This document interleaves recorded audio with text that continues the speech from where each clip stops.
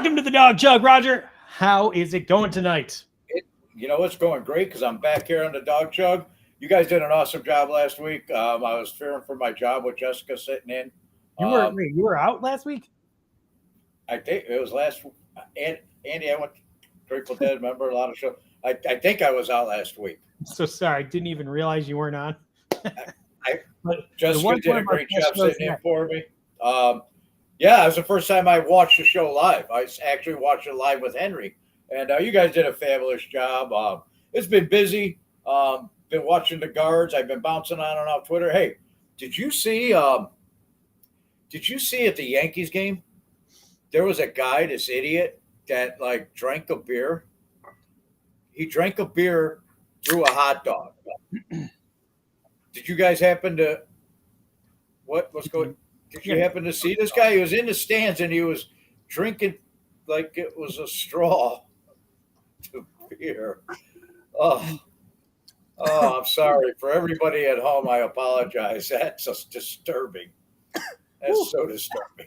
I had that at the back of my throat. That's what she said. That's so bad. Oh, my God. That didn't quite work for me. It's the salt. He had a real hot dog. Look at that thing.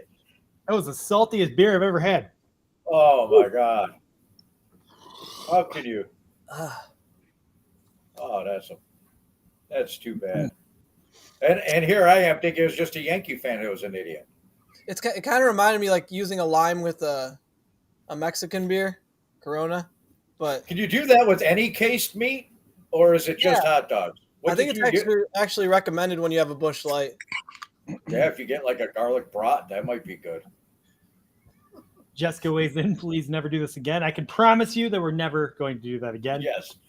Nobody do that again. It was disturbing, and I might need some. I got a whole new set of issues to talk to my therapist about now. Hey, Roger, you brought it up. I didn't know that was going to happen. You just said, "Hey, bring up the idiot that drank a beer through the hot dog," and then you guys blindsided me. Ross, how you doing, man? I'm pretty good. All right, we missed you last week, Roger. That's for sure. Oh man, there's a lot more Andy than we like to see. That's a good point. Yeah, it's and we're one show. Here we are, the three of us tonight. It's good to be back, though. It is. You don't realize I didn't realize how much I not just look forward to it, but what a part of it is. Part of me it is now. And sitting and watching Jessica take my job and do way better than me, that's hard to do. She did kick ass. Did you find a way to get drunk on Wednesday night at least? Yeah, see, that's the thing. And I didn't even get drunk. I had Henry. I had a half a glass of wine the whole show. It was horrible. It was miserable. Oh, so man. As the audience can obviously see, there is only three of us on tonight. The wonderful and great Ed in Columbus is off tonight dealing with a personal matter, and by no means is he going to appear on a future episode of The Masked Singer, or is he? But to sit in his seat, because he's one of the biggest Ed in Columbus fans that we know, we got the amazing Gator to come back to the show. Gator, how's it going tonight? It's about good. But don't ever introduce me as the number one Ed fan ever again, or I'm never coming back. I wish you were wearing a tie and a nice $4. Oh, I should have. I should have worn an annoying tie and done all kinds of stupid dances and, just rambled on for hours and hours about nonsense. And then I would have really done a good job of taking Ed's spot. Shit, I messed up, guys. Always nonsense. Sometimes there's some old Browns history in there. Yes, there is. And Ed family history, Cleveland sports history. And the guy can recycle a Baker Mayfield joke like no other. All right. But I apologize. He actually was a little peeved at you because, he feels he has a pretty good relationship with you through the show. And then he realized you unfollowed him. Yeah. Yeah. So, do I need to explain myself? Well, I think he wants you to explain. Yeah. And you could probably just rewatch the last 2 minutes and that'll give you a pretty good indication, but maybe go deeper. Right. Well, for me, the final straw was I couldn't figure out which podcast he was on because he was on like 8 different podcasts, all of them subpar, except for this one, obviously. And then the dancing. That was it. was the final straw. I saw half a weird teenage girl TikTok dance move, and I was like, I'm out. No more. Well, I can tell you that Ed is focusing his podcast. He is only going to appear on 2 podcasts now. Obviously, the Dawg Chug. He's a dog chugger for life, and the Great Barking Browns. Right. Gotcha. Okay. Well, I'm glad to see he's focusing on something. Gator basically said, "I'll definitely be on anytime you don't have Ed on." So this was like the perfect week to have you on. Yeah. Man, Worked out well. Well, let's step right in. You haven't, I don't think you've seen our big new feature on the Dawg Chug, but we like to keep our audience very educated on what's going on in the sports world. So I'm gonna bring on the Dawg Chug updates. Look at that! Look at that graphic, Gator. This is impressive, guys. This is very impressive. We've really spruced the place up since last time you've been here, Gator. I can tell. So here we go with the Dawg Chug update this week. I'm going to start us off. So Baker Mayfield has went from being a Cleveland cast-off and one-armed misfit to being named the starting quarterback of the Carolina Panthers. Now that he's ticked that off his to-do list, his next conquests are get Christian McCaffrey to demand to be traded, pick a Carolina media member to go WWE-style war with, take a bunch of shots at Matt Rule's coaching decisions during press conferences, see how many fourth quarter comebacks he can come up short. And I'm not Ed, so that's no pun intended. And finally, he's going to break the all-time record for Cleveland fans to give up on the season 3 hours after opening day kickoff. Roger, what do you got? In football news, the battle for the third-string tight end heats up for the Browns as a lot of speculation builds between Griffin Stewart or Forrestal, and who will grab the final tight end spot, or if the Browns will bring in someone from another team. Oh, hold on, wait a minute. This ain't the Barking Browns. Nobody gives a fucking shit. Ross. I like it. In baseball news, the Cleveland Guardians have climbed up to a 3-game lead of first place in the American League Central race with 41 games left to be played. To celebrate, Cleveland fans have gone all out by deciding not to show up to Progressive Field at all. Nice. Roger, I think you have a little top 10 action for us. Let's go. Yeah, we're going to do the top 10 tonight, Andy. You know what? We're going to do it during the update. That's nice. I'm getting prime billing right here now if I'm in the update. You know what? I was watching the game Sunday, and I'm on Twitter, and I'm watching Twitter, reactions to the games. And you guys see Joshua Dobbs over the last couple games? Yeah, Impressive. Yeah. So what I put together is I'm on Twitter, and I'm watching the reactions and the talk, and I put together the top 10 reasons Browns fans get maybe a little too excited for a third-string quarterback during the preseason. These are the top 10 reasons that the Browns, they might just get a little too amped up. Number 1, most starting quarterbacks that have come through Cleveland were technically third-string caliber NFL quarterbacks anyway. So true. Good point. Number 9, when you take 7 of the 13 Great Lakes Classic preseason series specials versus the Detroit Lions, somebody's got to be the hero. Number 8, preseason games where QB3 played it against the other third stringers, we usually won. So that made people become bigger fans of the third string quarterback. Number 7, sometimes they become NFL coaches just like Doug Irvin Peterson. That's true. So they have a future outside of quarterback, thankfully. Number 6, the Browns usually end up playing QB3 by week 5 anyway. So it's good to get to know them in the preseason. Very, very true. Number 5, after seeing a Nick Carnes preseason game hype tweet, you just can't fucking help yourself. Mr. Positivity over there. Number 4, some of them were awesome in the Arena League. That's a good one, yeah.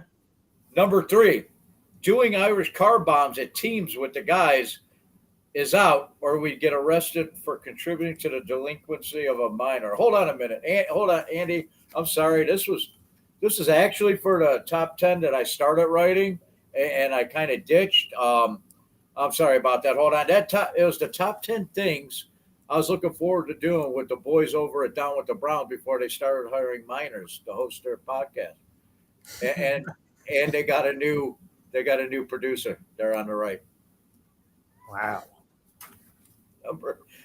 Number 3. If you watch Brandon Whedon for at least one possession, Thaddeus Lewis looked pretty fucking good. That's very true. So, Just facts. Number two, Austin Davis was a National Socialist. I'm in big trouble. And the number one reason Browns fans get maybe a little too excited over the third string quarterback during the preseason, alcohol. Lots and lots of alcohol.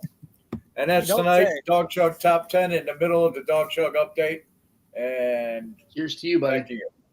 Wow. That was a good one. I especially like how you started with number 1 and then you went to 9. I know. Good job. All right. Well, let's continue the Dawg Chug update. Numbers are hard, man. Did I screw up the numbers? A little bit, but, in Dawg Chug fashion. I didn't write them on the card this time. I was in a hurry. All right, so Forbes has released their valuations of NFL teams and estimated the Cleveland Browns at $3.85 billion. This is amazing because Jimmy Haslam bought the Browns a little less than a decade ago for $1.05 billion. If he can almost quadruple the value of the Browns, running it into the ground with terrible decision after terrible decision in under 10 years, then the Dawg Chug estimates Ed's family must be worth a cool trillion easy. Ross. Myles Garrett admitted that while he wishes no ill on Baker Mayfield, he did acknowledge he would enjoy a couple sacks. When the camera stopped rolling, off the record, a reporter said, "Just a couple sacks?" To which he responded, "I'm going to fuck that cracker up worse than I did Mason Rudolph." I can't do his deep voice that well. Today, Mary Kay with Cleveland.com plain dealer asked Brissett if it's hard to not try to be Deshaun Watson on the football field. Some said this might be a silly question, but her other two she had ready, she didn't get to ask, and they were, what do you think it would feel like if you were a woman behind center? And at what age do you think you'll start getting colonoscopies? Well, there goes the Dawg Chug. All right. To continue the last show, the Dawg Chug. Here we are. Yeah, FCC got us. They got us. The Dawg Chug updates. I don't know if anyone on Twitter happened to see a guy with his son posted a kind of a controversial take about Deshaun Watson, and it really inflamed Twitter. Everyone got very, very upset. I think we have this sign here. Yes. He had "fuck them hoes." He had his little kid saying "free Watson," just disgusting behavior. But the Dawg Chug has some theories on what's actually going on here. Everyone wants to hate on Cleveland and say we're the worst fan base in the league, but we think we have some pretty compelling theories about what's actually going on. So, Ross, I believe you have prepared the first theory. Oh, yeah. So just like the conservatives believe Antifa was behind, the insurrection, and it wasn't actually, actual conservatives doing it. I believe this is actually a Steelers fan in disguise, undercover agent. They just had to slide a jersey on, specifically a Deshaun one, bring their kid there to make it more ridiculous. But just look how trashy this dude is. He's got the Bic shaved head. He's got what kind of tattoos on his leg there? Is that? Oh, it's a 90s tribal chain. Yeah, just trashy all around. I mean, but honestly, I would think he might actually want to cheer for the Browns because he's so used to cheering for Roethlisberger. It's just hard to not have another bad person to root for. So you know what? He might have thought it was a joke, but now he's actually cheering for the team, and he got season tickets. All right, makes a compelling argument. Roger, what do you got? I actually I have a friend that was at the game and saw these two. He's getting a cocktail back there at a highball at the 7-Up stand there, and he actually saw these two people. And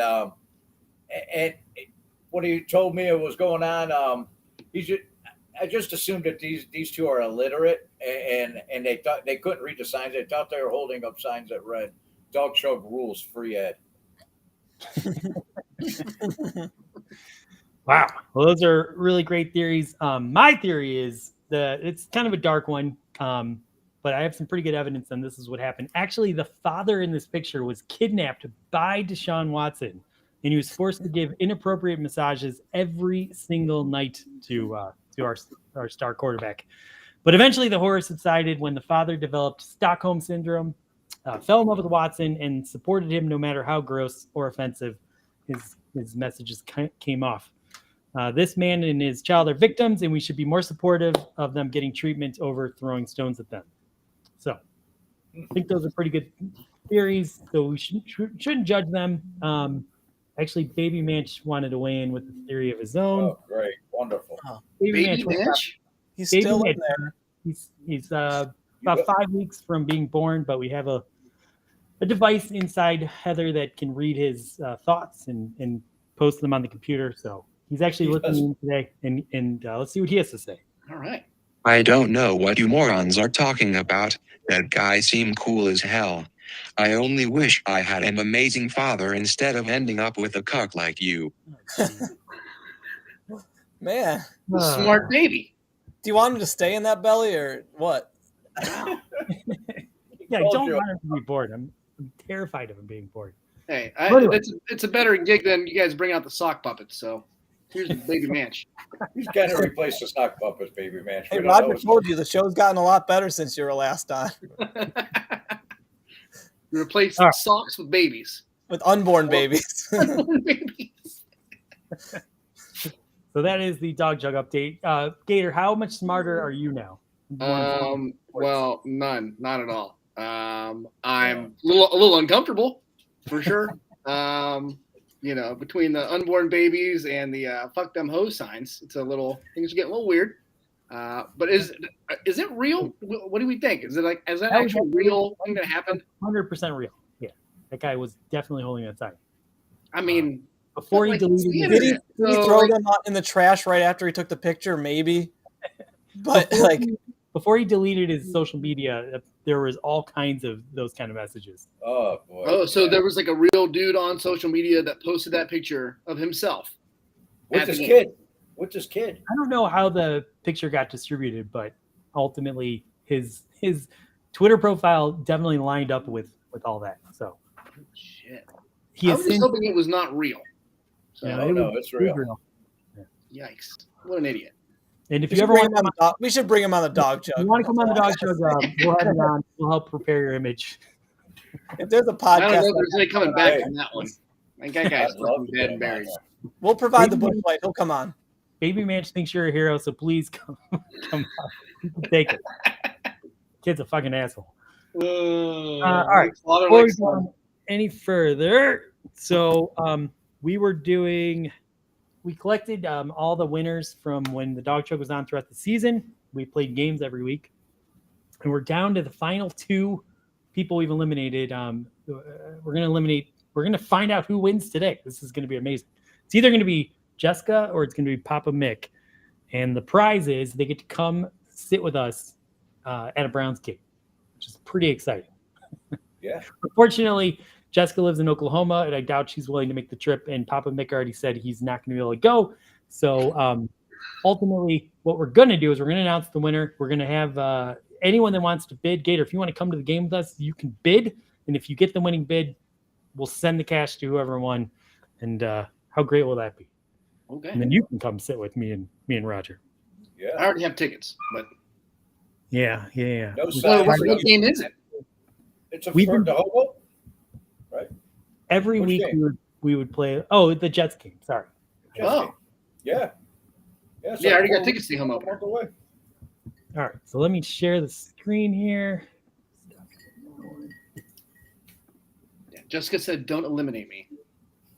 Okay. So here's what's going to happen. It's randomly going back and forth between Papa Mick and Jess. Whenever you say stop, Gator, I'm going to stop. And then we will have our winner declared. This will be the person that's getting eliminated. Actually, let's make this whoever we drop on is the winner. So make it more exciting. Okay. All right. So will it I'll be let you know. Papa Mick? Will it be Jess? You tell me when to stop.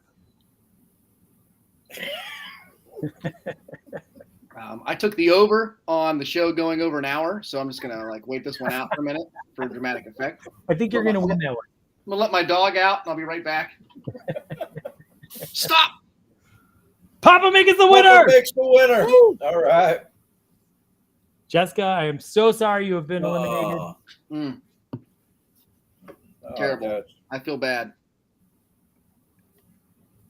Papa Okay. Mick, the big winner. Papa Mick. We had He's 17 battling too, man. He's Who the doing hell's great. Papa Mick? Yeah. You obviously missed episode 9 of the Dawg Chug. When the Yes. great Papa What- Mick. what's wrong? We What's watched the every deal with dog. that? What the hell? Wait a minute. That was only episode 9? How many episodes have you guys had so far? We're pretty close to the 1 year reunion, which is pretty awesome. Do you have Yeah. a certain number? Have you been are you? We don't. Andy made it. Yeah, Andy. I don't like when podcasts say we're episode number 87 because it's like, Yeah, he was adamant about that when we started. We are not numbering the episode. We I just wanted to start backwards. Yeah. They should just let you. They should let you number them. 52. I We all want to know- start at 52, and we get to one, like the Mayan calendar. Fucking done. That's it. It's over. Yeah. well, Congratulations. congratulations. Time with 1 through 10, buddy. So basically, we'll post this on Twitter, but I guess the week before we'll have an auction, and anyone that wants to make silent bids will have that opportunity, and whoever gives the most money will get to come sit with me and Roger. Between us, it's going to be really awesome. I mean, 2 of the coolest people on Twitter, right? And Papa Mick will get all that money, which I'm sure he could use because he's going through a tough time. So excited that Just you're hitting $5. Your way, Papa Mick. And Papa Mick actually he came on earlier today and DM'd me that he can't make it to the game, so he thinks Jessica should win. So he's like, if there's any way you could make her win, I said absolutely not. We're gonna declare a winner, and we're gonna get him that money. And I'm sure there's gonna be someone that's gonna bid $10. So that's gonna be really Right. That $10 is going to go a long way. 5. I'm starting to bid at 5. all right. Now that we've gotten all the shenanigans out of the way, let's have some fun. I think the first thing we wanted to do tonight, Ross, you planned a little way we can kind of determine how the season's going to go. So I'm going to turn to you. Yeah, so everybody loves doing their schedule game. We were kind of putting it off to wait for the official word on Deshaun Watson. So now that we know he's got his 11-game suspension, we're going to do the schedule game Dawg Chug style. So what does that mean? Well, I randomly shuffled around evenly. Each of us is going to pick 4 to 5 different games, and we'll determine if they win or lose. And based on, the results of each game we pick, that'll be the record we end up with. So we're not doing a traditional one where we all come to an agreement and say, oh, well, that's a win, that's a loss. No, you get to, if it's your game, you get to pick it. But the catch here is you could actually make a scenario up. So you can say, oh, this player got hurt for 4 weeks, so we don't have him for the next 4 weeks. Or we traded for this player, so now we have this player. So maybe where you thought we were going to be halfway through the season, it was a little bit different. So Okay. in Dawg Chug fashion, we're going to kick things off. And week 1, lucky for me, I picked the Panthers.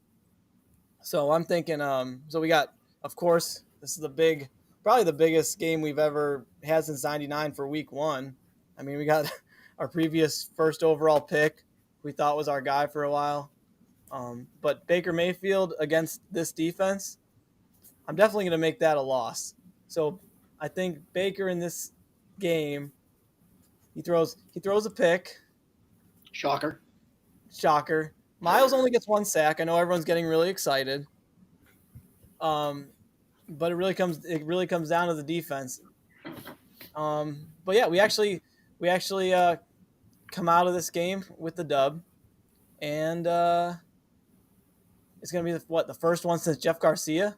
So we can say Jeff Garcia and Jacoby Brissett since '99, and that's it. Gator, you should keep track of our record as we go. So Why what I are got we? it going, Andy? I'm right. I'll write down. There's a piece of paper right here. That way we can make you feel Oh, more. wait, you said, Ross, at first you said we were going to lose that game, and then you said we're going to win. Which one is it? No, I said Baker. What are you talking about? I said Baker was gonna. have a pick. I didn't say anything about a loss. So, do the Browns win that game or lose They that game? win that game. The defense. All right. The defense takes I'm over. already confused. Here we go. We're 1-0. All right, who's up next? I got the Jets up next, and Rodgers got the Jets. leading up to this game, we're coming off the big win on Baker Mayfield, and there's nothing but a drama-filled week, and it's not for us; it's for the Jets. Turns out that Zach Wilson,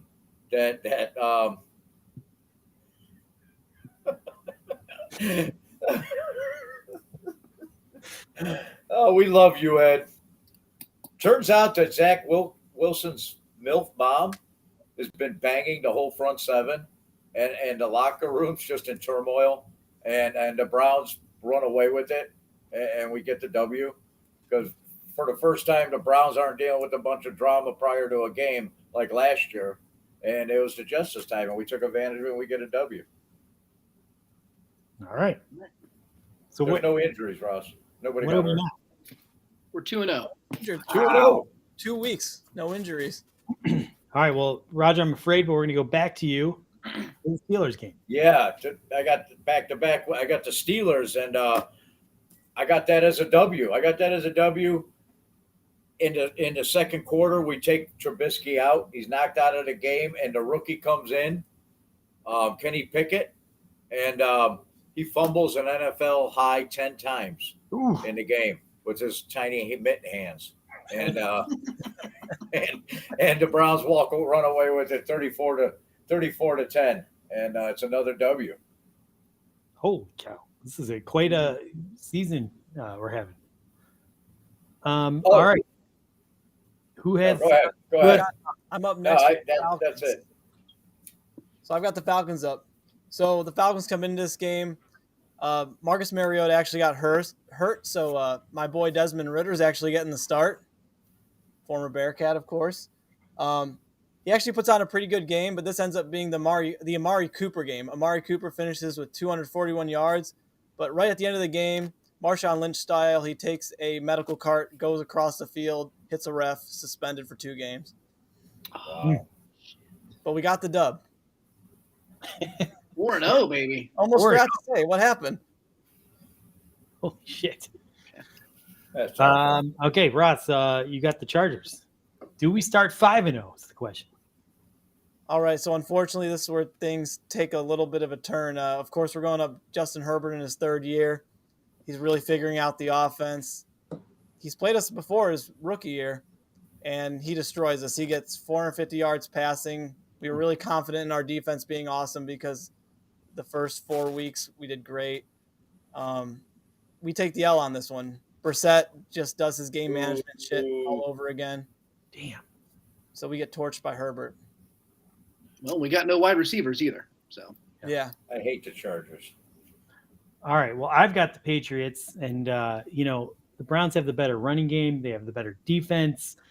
But the difference in this game comes down to their owner is much better at getting out of trouble when he sexually assaults masseuses.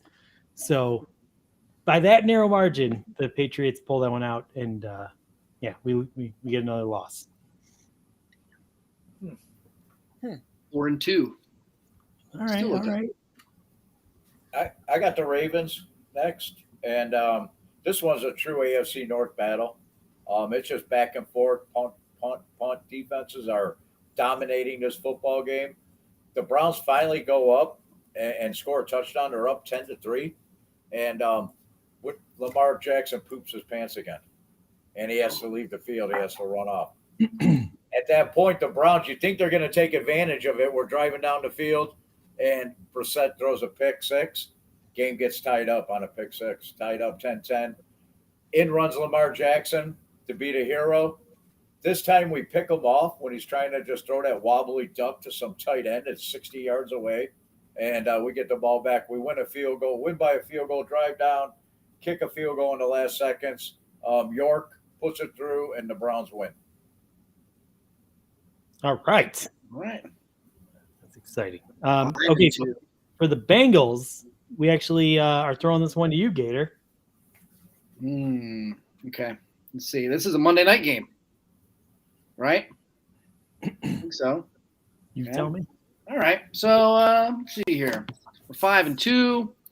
Old Joey B's coming up to Cleveland, and halfway through the game, he realizes that he did not have his full appendectomy surgery completed or whatever it was, and there's still some in there, and so he has to go out of the game.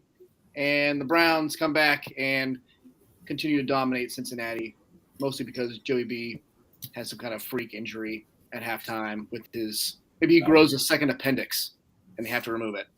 And so, maybe one grew back. He had to have it taken out again. But the craziest part of this game is not that Joey B went out, but it's also that Jacoby Brissett goes down with an ankle injury as he's running into the locker room at halftime. So both backup quarterbacks are playing in this game. And now Joshua, the science guy, Dobbs, is now your starting quarterback for the Cleveland Browns. Oof. But Wow. it was Monday Night Football, and the guy balled out in the second half. So people were riding the Josh Dobbs train again. Beautiful. Third string quarterback. About It damn pays off, time. I'm telling you. How bad was the injury so we know how to keep track of this? It was a mild ankle sprain, so they're thinking possibly 2 weeks. Okay. All right. Well, the good news is, I guess we're on the bye week. Ross, you take that one. So yeah, like Gator said, we had a pretty big injury there. Our backup got hurt just to get another backup in again. But we actually go into the bye week pretty healthy, it seems. You know, Amari's off that suspension. There's no injuries, but unfortunately, it's not the players this time. It's Kevin Stefanski gets pulled over for a DUI in Greater Cleveland.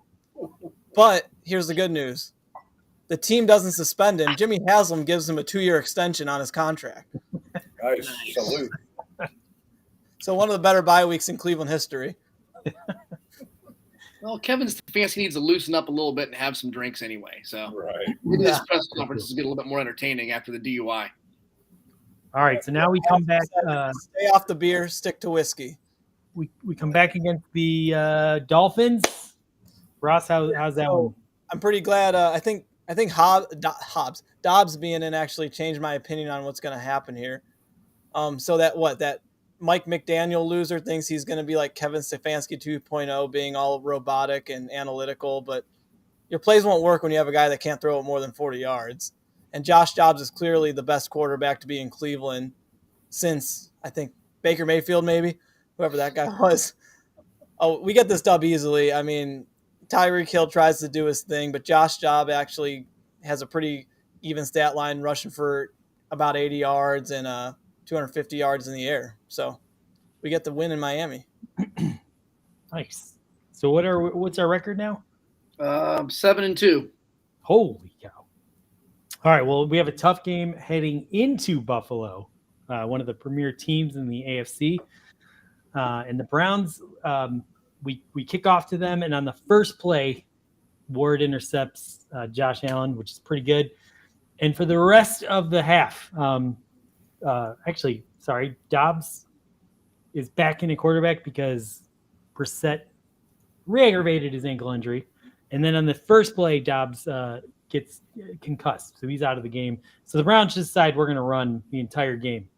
And run they do, and there's a bunch of like holding penalties and automatic first downs where they just keep running, and just basically by the end of the first half, they're in field goal range. And K-Dork has the first miss of the season.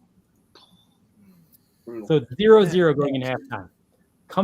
We get the ball back in the second half, and once again, they just keep running and they just keep burning clock until the very end. We're on the 40-yard line, and K-Dork hits like a 55-yard field goal, and we win 3-0. And at the end of the game, the Bills only get to throw one pass the entire game. So we get a win. Shit. I think I'm next with the Bucks. We're Tampa 8-2. Bay. And is that in Tampa Bay? No, it's home. It's here. It's a home game. It's bad news, though, because Tom Brady's number's finally called, and Satan shows up for his soul that he sold when he was in Michigan. And so he's just like turns to dust right on the field. He's just gone. Nobody knows who the backup quarterback is. Todd Bowles, he's calling Arians. Arians not answering the phone. They put Gronkowski in the quarterback, and they just start running the wishbone. And unfortunately, our defense totally collapsed, and the Bucks take the W at home. We lose to the Tom Brady-less Buccaneers here at home, and I can't even believe it because I think the Browns are going to win every Sunday. So I had it as a W before I started this rambling. Damn. All right. We're 8-3. 8 Heading into Houston. 3. Oh boy, Gator, someone's you back. got this one, and I think we have our rapist back, so that's pretty cool. Okay. Make it weird Don't- right out of the gate. Don't make me do any more. So anyway, that guy, number 4, is in the game, and obviously it's a very loud, raucous crowd. He is shook beyond belief, and he plays god awful the entire game. It's pretty much like that first preseason game, except for it being 2 series. It's the entire game. He absolutely is god awful and very, very rusty. But fortunately, Houston blows ass. So we're going to win that game because we have 2 fantastic running backs. However, the game ends with a NFL record 74-yard field goal as time expires by Cade York. That's how it happens. Wow. Without a doubt. 74-yarder. Freaking had the wind at his back and everything. Could have made it 84-yarder. It was at the top of the posts. Kickers matter. Kickers matter this year. That's amazing. Final score 10-2. Strange one. All right. But we get that dub. Get that done. We So are what now 9-3. 9-3. Okay, well, Baby Manch wanted to hit one of these, so he is going to take on the second time we face the Bengals. So, Baby Manch, what do you got for us? Bengals are almost as stupid as my old man, and Mike Brown touches little boys. Browns all day. Oh, can't say that. This is my favorite bit. Just to be clear, the Dawg Chug does not think Mike Brown touches little boys. Shame on you, Baby Manch. All right. Shame on you. All right, so that was a win, right? He said That was a win. Baby And Manch. now I got the Ravens. Is this one in Cleveland? 10-3 in Cleveland. This is in Baltimore. Yeah, so basically this is a battle of just 2 juggernauts of analytics, and I think it gets so ugly that Andrew Berry gets on the field with who's their analytic guy? I don't even know. And they just start fist fighting, and the winner of that fight is the winner of the game, and it is Andrew Berry. He's a badass. He is a badass. Yeah. What's his finishing move? Do you kick the guy in the head, or He had calculated where the punch was going to be and ducked it? before the other guy does, and the other guy takes one that does that Japanese move where he takes a sword because he lost shame thing. Yeah. Anyway. Cool. All right, we are 11-3. Look at that. We're rolling. Oh man. And Ross, you got this one. All right. So I don't know if this is like a mini rant, but I don't know if you guys listen to a lot of national NFL podcasts or shows, but I'm just sick and tired of everyone saying, "Oh, the Saints got this great defense. The Saints are awesome." No one gives a shit about the Saints. They lost their coach. They got Andy Dalton and Jameis Winston. Oh, but our defense is going to carry our team. Nobody cares about the Saints. No. I didn't even have to know what the Browns had. We're beating the damn Saints. If we had a good quarterback or not. I don't know where this hype's coming from. They're going to suck without Sean Payton. This great defense they talk about has been great for 2 years. It's going to fall off. Didn't they have spending problems too, where they've been over the cap technically or something weird? Where they're always have to cut players to get there. Michael Thomas is back. They got Jarvis, basically a home game for Jarvis because he's played in Cleveland for a while. Yeah, he's old and worn out now. We saw that. He's done. They have Olave, right? They got some good receivers. I don't even want to play anymore. Didn't he decide that last year? Like, no one cares about the Saints. There's no reason to be excited about the Saints. I hope they start wearing the paper bags again. So we win because of that rant. Back in my day. Man, I think the Saints would be good. But okay, we win. We win. We are 12-3. 12-3. Wow, this is very realistic. All right, so we got to like finish this strong. We got to finish it realistic. Let's stop fooling around. Against the Commanders, Kevin Stefanski actually shows the entire team this episode of the Dawg Chug, and they all end up in the hospital with horrible nausea symptoms, and they're ineligible to play. So the Browns are forced to like field the team with practice squad and a bunch of just guys off the streets. We win by 40. Fuck the Commanders. Roger, you got the last one. I didn't even know I had the last one, and it's the Steelers. And Kenny Pickett's still fumbling the ball all over the place. Mike Tomlin, he's fucking bitching at everybody, tackling people, running down onto the field, hitting people. The Browns run away with it. They end the season with the W. And what's our record now? 14-3. 14-3. Wow. See, and there's people that are like worried about this season. We're gonna be 14-3, everyone. Yeah. You heard it here, right here at the Dawg Chug. Yeah. Drink them if you got them. Bunch of dubs on that Drink board them right if there. you got them. 14-3. There we go. Playoff bound. Cheers. Home game. The Dawg Chug's analytic crew was all over that. Mm-hmm. And that's after losing 2 games in a row, weeks 5 and 6. Unbelievable. About the great Ed in Columbus says, schedule game on the Dawg Chug or schedule a colonoscopy. Put the scope up my ass, please, and thank you. Way to like use Roger's line about the Mary Kay Cabot question, by the way. Yeah. He's impressionable. Anyway, awesome job. I'm so excited. We're going to be 14-3. This is amazing. I think it's time for some spit, sip, chug. Definitely. Heard of it. Might need another beer. Let me get my sipping beer. Roger loves to sip on this one. All right. Statement number 1, because these are all statements. With respect, now that we know he's starting 11 games, and assuming they don't add another QB, the Browns have no chance of making the postseason in 2022. And you're not allowed to use reference from our last bit. What? You got to give us your answer based on what you think, not about what you just found out. Roger, start us off. Great. I'm gonna sip on that. That's insane. Why are you sipping? I really don't know, Andy. I just wanted to sip my beer. It's a sipping beer. That's why. I think it all depends on our defense. I think if our defense turns out what I believe is going to be between the top 5, top 8 defense in the NFL, all Brissett has to do is not lose football games, and I think he's fully capable of doing it. But I really believe the first 11 games hinges a lot on the defense and the running game. So if our running back room can stay healthy and our defense can, get into the top 5, top 8, and keep teams under 17 points a game, I think Brissett will have no problem getting to that point and handing the reins over to Watson with a winning record. All right. Yeah, I'm kind of on Roger's page on this one. The Browns have a very talented roster. There are a lot of gimme games on the schedule. We need to execute. If we do, we're going to be fine. We need to win like 1 or 2 of those games where it's a little closer. And then we have the potential to go on a run at the end.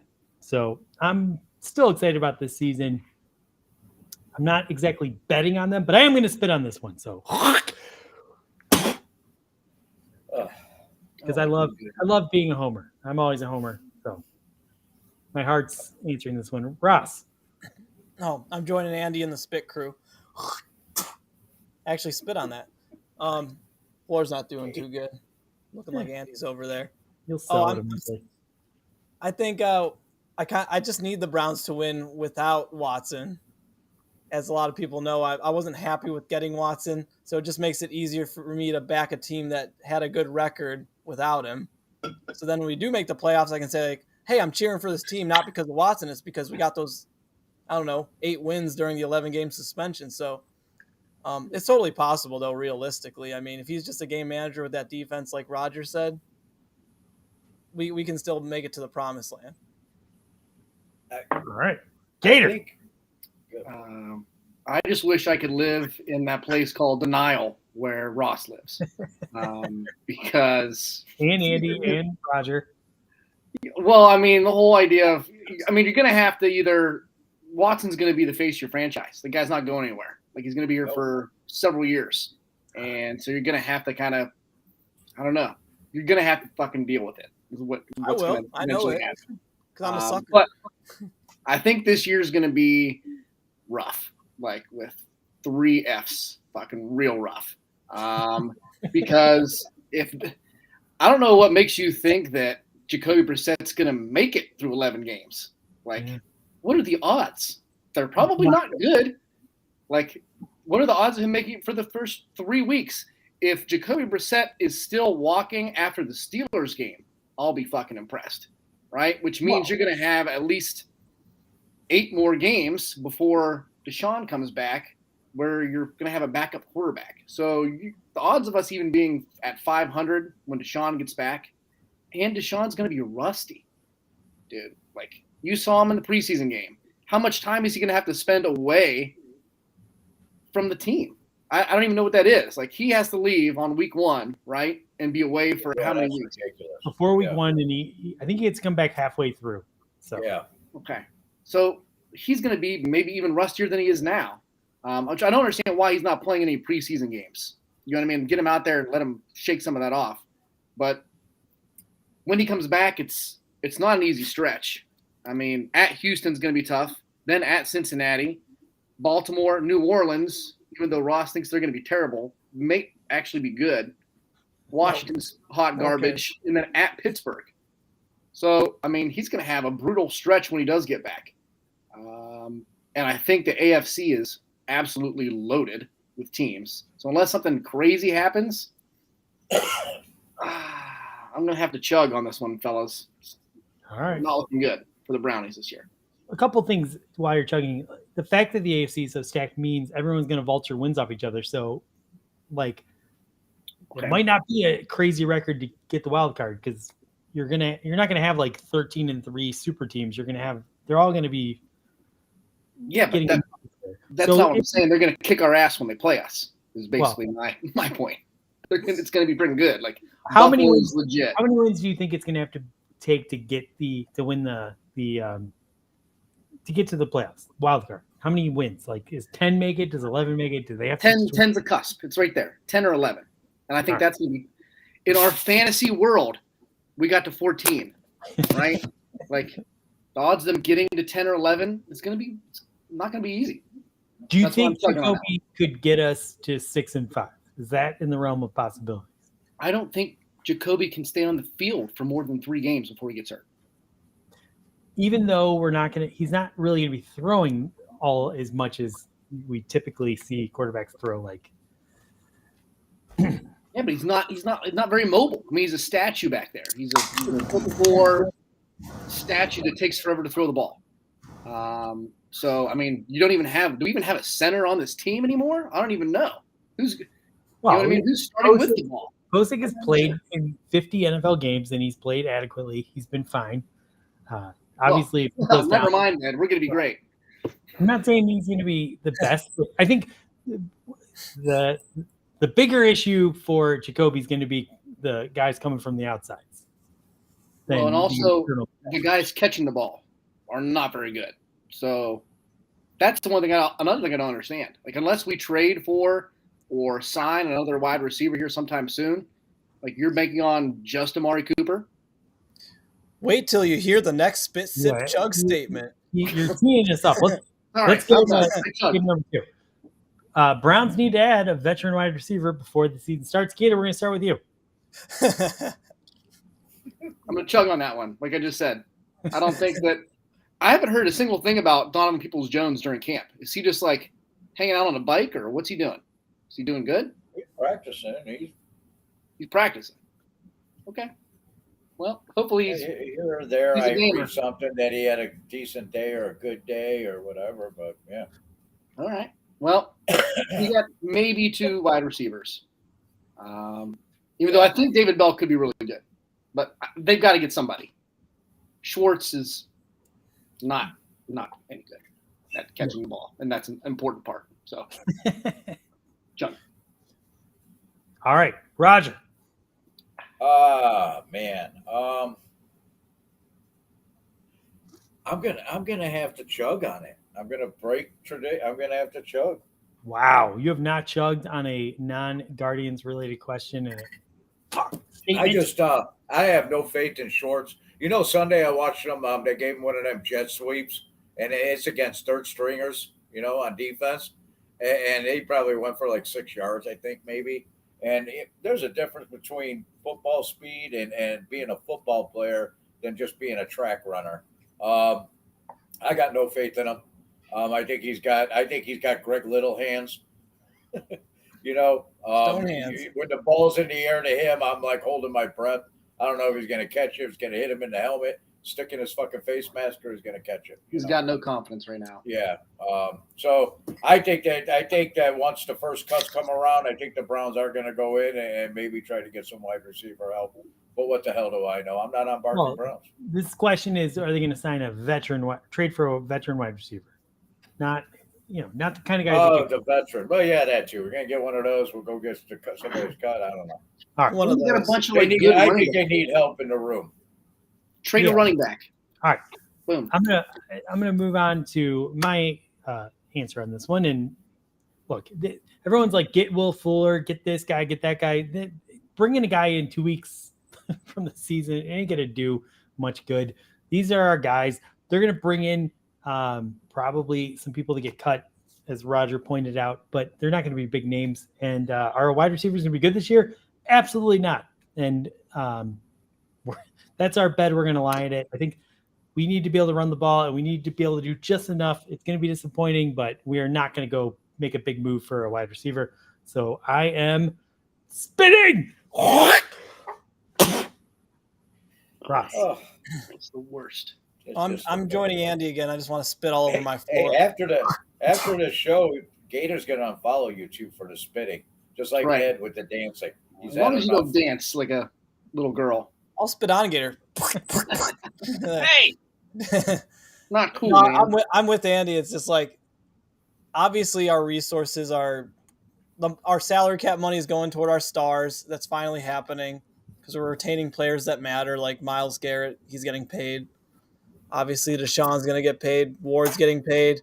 And part of that plan is not trading for a veteran that you're going to have to pay anyway, because it's probably going to be some player that's tied to a contract. So we're going to ride with what we got.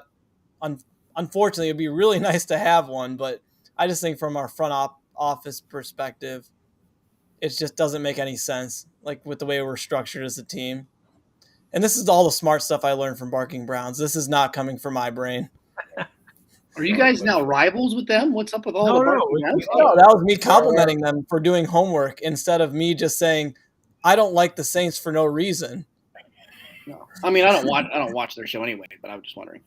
Yeah, they're our best friends. We just like picking on them. Cool. I like that.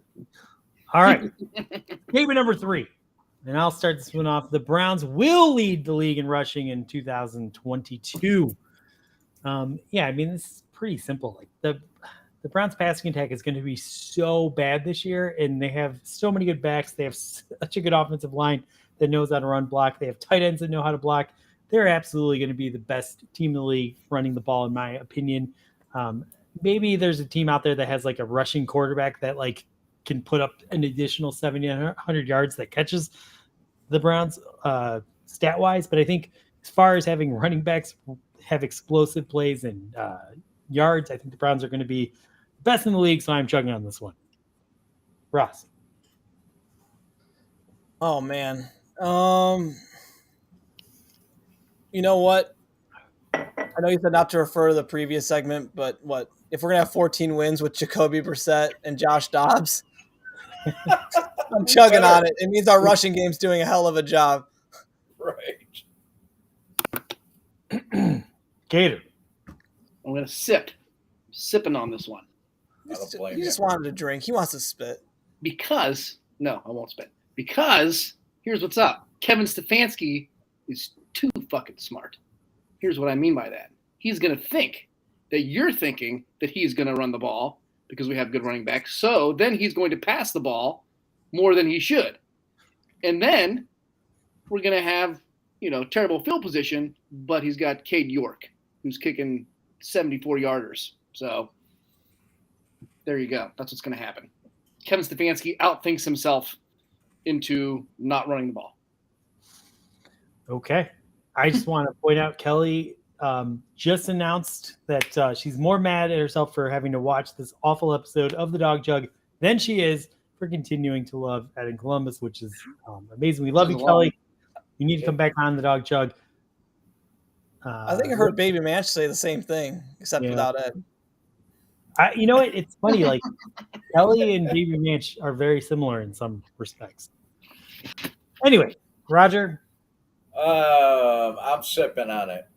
Oh, shocker! It's a sipping beer, man. Make the shirts. Last year, we had a quarterback out there, and his shoulder was falling on the ground. He's out there throwing the ball to everybody in fucking different uniforms. And the whole time, everybody's sitting at home, run the fucking ball. Kevin Stefanski wants to put the ball in the air. Deshaun Watson's not playing until game 12, but I was wondering this, like, to get the rest of the team playing the new system or the offense that he's installed, which is going to be a passing offense. He's not going to switch gears and just start running a 32 dive all fucking game. I think we're going to see him let Brissett throw the football. And, people say the same thing about Nick Chubb winning a rushing title. That'll never happen because they're going to divide the runs up. They're going to have, rotating guys in and out of there. No, I don't think we'll. I'm sipping on it, I guess. All right. You think we're going to be the second best running team? I like it. Okay. Finally, Ross, we'll start with you on this one. This one goes out to Kelly. Ed will get his Twitter account profile back by next week's Dawg Chug.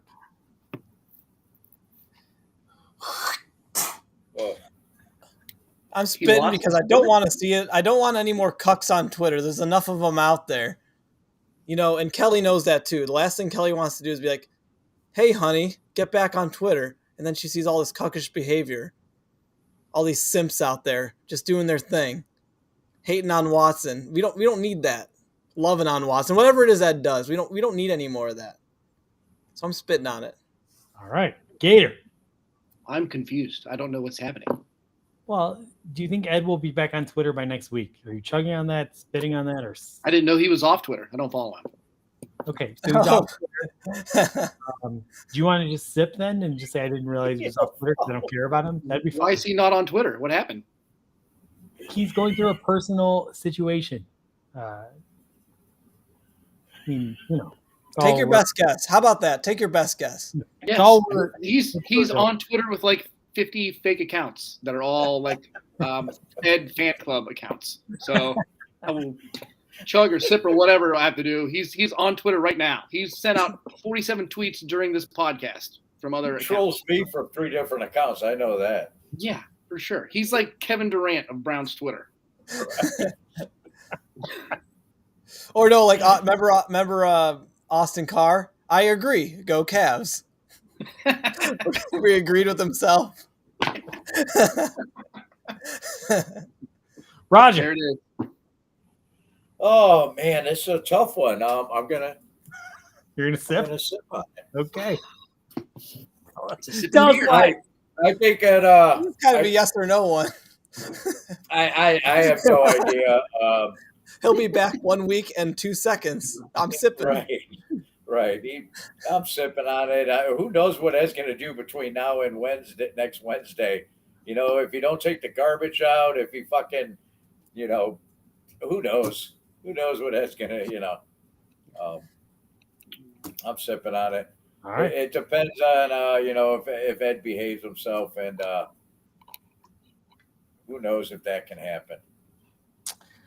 All right. Well, for me personally, the fact that Ed was in our chat today and the fact that Kelly's in our chat and they're obviously enjoying themselves watching how terrible this episode is I think he's close to getting his Twitter profile back. I think he'll lose his Twitter profile again in between now and next week's episode, but he'll get that one back too at that point. So I'm chugging. Ed will be back. He will be back on the Dawg Chug next week is my prediction. He had inside information. He'll be back with one less underscore in his name. I'm so confused. Why doesn't he have a Twitter profile anymore? He's going to come back while he's dealing with a personal matter. But you said he come lost back it. with Edward in Franklin County. He gave it up in order to deal with a personal situation. You know, we can be more clear. I don't know. Cool. I don't know. I'm not following. Ed in Grove City. We told him if you're on the show tonight, you have to chug a beer out of a hot dog, and he put his foot down. He said, "Absolutely not." It was enough for him. By the way, privacy of my own home. Ed in Columbus weighs in. Kevin Durant, that's a compliment. More rings than LeBron's stint in Cleveland, and that's why we fucking. Isn't it the same? Wait, one? Don't they both have one? He's on Twitter. He just tweeted that. No, that was you too. Boom. He's already back on Twitter. That's very true. Ed will be back. I love Ed. I missed him. And, man, he better be back. Since when? Well, maybe you should have chugged instead of sipping then. I had a sip. It's my thing. He came in our chat last night. We get to interact with him just as much as we usually do. Like, how? I always change my answer. He hacked the Dawg Chug account. Hilarious. Oh boy. Anyway, he's on TikTok. That's why he's doing TikTok. TikTok. You know what TikTok's owned by? China. China. It's true. That one's for Ed. They got all your personal information. You know, I haven't used any Trump, like maybe 2 Trump memes since he's been gone, and I miss those. I miss everything about him. Roger's driving down to Columbus. That's all I know. I'm ready to go. So he's a Crew fan now. It's been a long time since we checked in with you. We're obviously playing a crazy game against the Carolina Panthers. We're playing our former quarterback. This is either going to be literally like everyone's going crazy or everyone is like the ship is sinking within like 10 minutes of the season. What do you think is going to happen? Well, I mean, week 1, odds are we're not going to win. All right, it's probably not going to happen.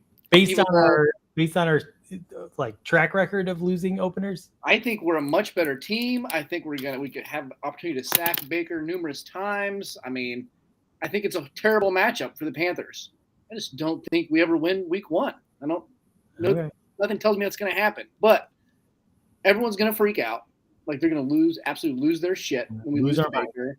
And it's going to be all over Sports Center and every national thing. Baker, the redemption story. Well, Baker's going to turn into Baker, and he's going to have probably a terrible season the rest of that season because I don't think they have much of an offensive line. Okay, so he's going to be running for his life back there. Better, but not much. But I think we've got a real chance to like come back after that, right? We got the Jets with the MILF Hunter. He's going to be all freaking banged up after having surgery. Steelers, I mean, who the hell's our quarterback going to be? Like Money Mitch. They're not going to be very good. Atlanta, 14-3 I think we have a great schedule. Aside from like a couple really tough games, I think there's a lot of chances there for us to bounce back after what's probably going to be a really tough and demoralizing loss in week 1. Like it's going to be a close one. Like we're going to lose like a heartbreaker. Yeah. If they lose that first game, Joe Wood should be fired on the plane ride home. Oof. Yeah. Well, I think if anyone's on the hot seat, it's Joe Wood. I mean, he's got a crop of studs in terms of his defense this year. Studs, man. He is absolute loaded. studs.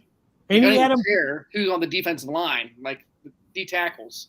Like just put anybody in there, the rest of the team will carry them. So He had them playing really good down the stretch last season, so let's just keep it up. But I think there's just a lot of pressure on him. You know what I mean? Like, Yeah, fair enough. So if we win week 1, let's say we win it decisively, are you suddenly buying that the Browns could maybe turn this around? No. No. I just don't. My thing that I get stuck on when I think about the Browns season is Jacoby Brissett, right? Like he's a backup quarterback. Like he might be able to sustain for a few games, but after a few games, it's going to be rough, man. Like he's going to be banged up. He's going to be running for his life. Like he's not used to being a starter. And I'm just scared to death of what's going to happen if we don't bring somebody in who can be a legit backup, right? Like, yeah, Dobbs looks good against guys who are going to be bagging groceries in a couple of weeks. But if Jacoby Brissett gets hurt, which is a very good possibility in the first 11 weeks of the season, yeah, we're in big friggin' trouble. Yeah, no, I'm with you on that. Health is going to be a major factor in the season. If we start 4-0 though, 4-0, will you then begin to believe that maybe we can make this happen? I mean, yeah, I guess I would. I mean, because it's just a matter of health. Like that's really where my question lies. I'm obviously going to be optimistic going into week 1. Like I'll put my Browns hat on and, think we're going to go to the Super Bowl. But like you're going to bring your fuck them host sign? No, that's terrible. I don't even think it's real. I hope it's not real, but whatever. I am a little bit more pessimistic going into the season than I have been for most Brown seasons. And we're a really freaking good team. It's just the quarterback scares me. I don't know if I'm being a loser for saying this, but like to be fair, I really believe the future is bright with the Cleveland Browns. I believe that do too. Very, very much. And right now, like the Guardians are doing so amazing. They just won today, 7-0 against a very tough team. Mm-hmm. They're probably going to make the playoffs. I believe they will. The Cavs, I'm so excited for them. It takes so much pressure off me. Like if the Browns have kind of a 8-9 season, I don't know if I'd be as disappointed as I would be because I'm so excited about my other 2 Cleveland teams. And that's, again, I don't want to, maybe that makes me a loser, but I mean, if they can find a way, like here's the best case scenario. If they can find a way to win games, like low scoring games, we're run the ball and Jacoby's only got to throw the ball like maybe 20, 25 times. We'll be in business. But you got to protect him like crazy. You got to hope he doesn't get hurt. And, teams are going to load up the box. And they're going to say, throw the ball. I mean, isn't that what we all do? Then Dobbs has to come in. They don't realize that. Right. We actually have our best quarterback as the third string quarterback. We love third string quarterbacks. I'll be interested to see who they bring in. If somebody gets cut here in training camp the next week, I'll be interested to see if they bring another quarterback in. They probably will. So yeah, and Josh Rosen, get him out of number 19, take the jersey off of him, and send him back wherever he came from. Yeah, that was weird. It hurt my soul watching him play in that jersey, like doing what he was doing out there. It hurt. I'm surprised they let him do that. I know. He's a practice squad arm. Just like give him a jersey with no number on it. Who cares? Right. Don't give him 19. Like, just a 0. Yes. Let him know how much of a chance he has. 0. 0. He won't be on the team for very much longer, in my opinion. So, Josiah Anderson was just tweeting about it right before the show. Jessica pointed out you won your over. Yep. I always do. And Ed wanted to say you should go root for Buffalo. Cool. Okay, so the episode. Welcome back to Twitter, Ed. So Ed's not on the episode, but he still won't shut the hell up. It's so funny. Yeah. He's almost more annoying off the episode than he was on the episode. Who would have thought? Oh, anyway, that makes sense. Gator, do you have like some kind of final amazing thought that's going to blow everyone's mind? I know you do because you are amazing. No, I do not. Well, what about a decent thought? Something that's just okay. What if what? What if you maybe like just an ordinary thought, like something that's just pretty good? An ordinary thought? I don't know what to tell you, man. Freaking whatever. When it comes around, it's going to be September 11th. We're all going to think the Browns are going to go 17-0. We'll be losing our shit and going crazy, and we'll overreact every single week like we always do. So it doesn't matter how many times we played the schedule game. We're going to go into every single game with an insane amount of just crazy optimism like we always do. And we'll probably get let down like we normally do. So. But go Browns. Go Browns. Well, I think we're going to close this one. Gator, thank you so much for coming back to the Dawg Chug. You got to come back on more often. Yeah.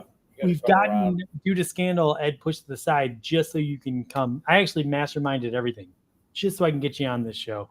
Cool. I'm down. Now that I moved into the new house, I can come on. No, it looks great. Your lighting is better than ever. I can't wait to come. That's some nice drywall. Yeah, should decorate or paint walls. I haven't done that yet, but I will.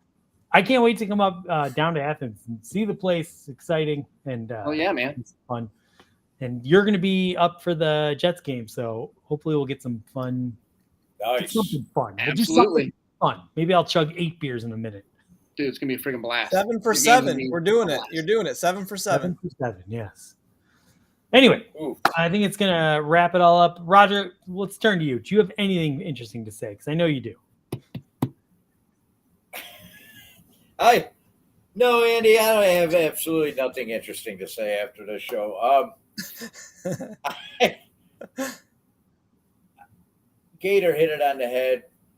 Beginning in the next couple of weeks, leading up to game 1, we're all going to be losing our minds. We're going to be retweeting Nick Carnes and hype tweets, and we're going to be jumping on the bandwagon, and we're going to be waving pom poms, and we're just going to be full bore Browns fans like we always are, and always the eternal optimist, and probably going to get kicked in the fucking teeth again this year. So I hope there's always a chance that maybe we won't. You never know. A chance that maybe we won't. That's why we keep coming back, baby. That's what keeps me going. Yeah. All right. Well, I think Baby Manch wanted to weigh in, so let's see. Great. Just end the fucking show, you cuck. Kelly, I'll be born soon and you can get some payback if you know what I mean, you sexy thing.